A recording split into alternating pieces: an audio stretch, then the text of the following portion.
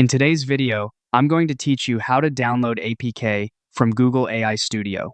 To get started, open your web browser and search for Google AI Studio. Once the search results appear, click on the official Google AI Studio page to open it.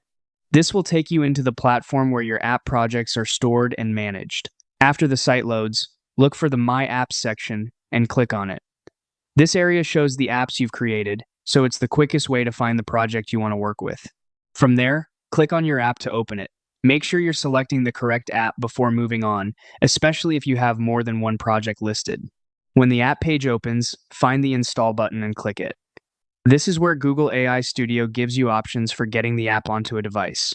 Next, choose Install via USB. Before this works, your Android device needs to be prepared properly. First, enable developer mode on your phone. To do that, open Settings, go to About Phone, and tap Build number 7 times. After that, go back into Settings, open System, then Developer Options, and turn on USB debugging.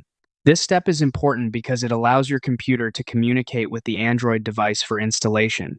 Now connect your Android phone or tablet to your computer using a USB cable. Once it's plugged in, return to Google AI Studio and click the Install option shown there. You should now see a list of available Android devices. Choose your device, then click Connect.